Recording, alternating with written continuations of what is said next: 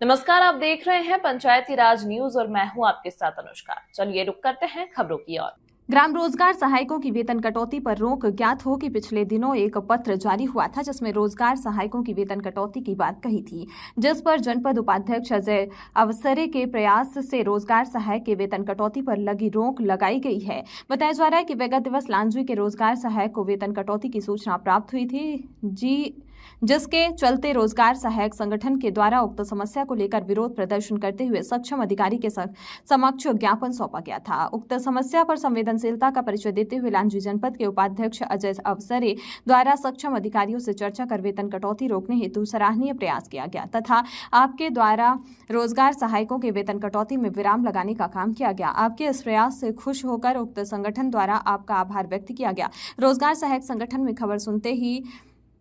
खुशी की लहर फैल गई। विगत दिवस जो इनको सूचना मिली थी रोजगार सहायकों को कि आपकी वेतन कटौती की जाएगी, उसके चलते इनके द्वारा विरोध प्रदर्शन भी किया गया, जिस पे आपके द्वारा एक सार्थक पहल करते हुए इस समस्या को विराम दिया गया। इसके लिए आपको क्या-क्या करना पड़ा? इन्होंने 7 तारीख को मुख्य कार्यपालन अधिकारी जनपद पंचायत के नाम से एक ज्ञापन दिया था, जिसमें हमारे रोजगार साथी जिनकी वेतन मनरेगा योजना के तहत काम में कमी की वजह से इनके वेतन कटौती का निर्णय लिया गया था। निश्चित ही काम में कहीं न कहीं कमी आती है तो कोई ना कोई कार्रवाई होती है, लेकिन माननीय मैंने मुख्य कार्यपालन अधिकारी और एसडीएम साहब से इस विषय पे चर्चा की कि मैंने कहा कि एक रोजगार साथी आज पंचायत भी संभाल रहा है, आपका पीएम आवास भी देखता है, स्वच्छता के काम देखता है और शासन के अन्य कोई भी काम जब आते हैं, निश्चित ही ये कंप्यूटराइज्ड है युग है और इसमें जितना आज काम आता है सभी रोजगार सहायकों को ही करना पड़ता है, क्योंकि सारे काम कंप्यूटर से जुड़े हुए काम हैं, ऑनलाइन के काम हैं, तो इन्हीं से जुड़े हुए काम होते हैं। तो ये सारे कामों को मॉनिटरिंग करने का काम रोजगार सहायक का होता है और गाँव के भी पंचायत स्तर के भी ज़्यादा काम हो जाते हैं। इसमें निश्चित ही कहीं ना कहीं कमी आई है, लेकिन उसमें सुधार हो जाएगा। लेकिन कार्रवाई के रूप में जैसे वेतन काटने की बात आई थी और 27-28 लोगों का वेतन कटना था, जिसमें मेरे पास भी उन लोग आए थे, तो मैंने आदरणीय मुख्य कार्यपालन अधिकारी महोदय जी और संबंधित कर्मचारियों से भी इस पर चर्चा किया और उन्होंने कहा कि ठीक है, हम इस पर कार्रवाई करेंगे और उन्होंने मेरी बातों को गंभीरता से लिया और उनके वेतनमान जो कटना था उस पर रोक लगाई है और उन्हें हिदायत दी है कि जल्द से जल्द जो इनके काम में जो कमी आई है उसको सुधार करें और ऐसे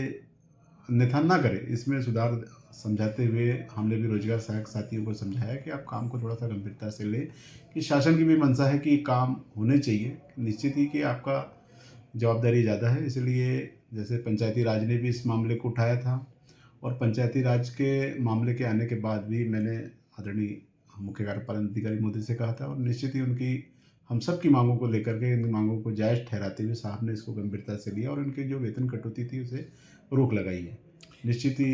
ये अच्छा काम। आपके कार्यकाल के 2.5 वर्ष हो चुके हैं। क्या इसके पूर्व भी आपने कर्मचारी हित में ऐसे कोई कार्य किए हैं? निश्चित ही कई बार कर्मचारियों ने अपनी मांगों को लेकर और असंतोष कई कामों को लेकर के किया है और निश्चित हम जब भी कोई बात आती है तो अधिकारी कर्मचारी में समन्वय बिठाने का काम हम करते हैं, क्योंकि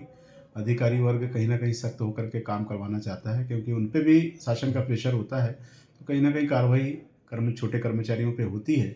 लेकिन जब छोटा कर्मचारी आता है, क्योंकि अपने उच्च अधिकारियों से बोलने में उन्हें कहीं ना कहीं खुरेज होता है, तो उच्च अधिकारी और छोटे कर्मचारियों की मध्यस्थ जो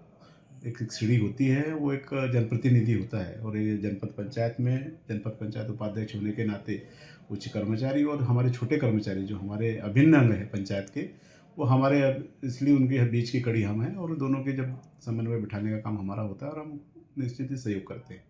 जनपद के माध्यम से आपने लांजी क्षेत्र में ऐसे कैसे कौन से विकास कार्य करवाए जो कहीं न कहीं आपकी उपलब्धि में गिनती आ सके?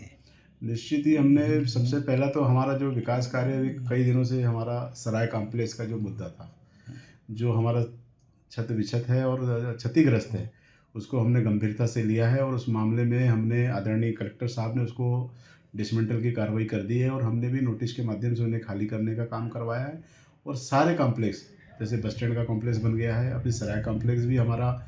अत्याधुनिक युग के हिसाब से बनेगा और निश्चित ही हमारे जो जनपद के व्यापारी साथी हैं और हमारा हृदय स्थल पे वो बस स्टैंड है,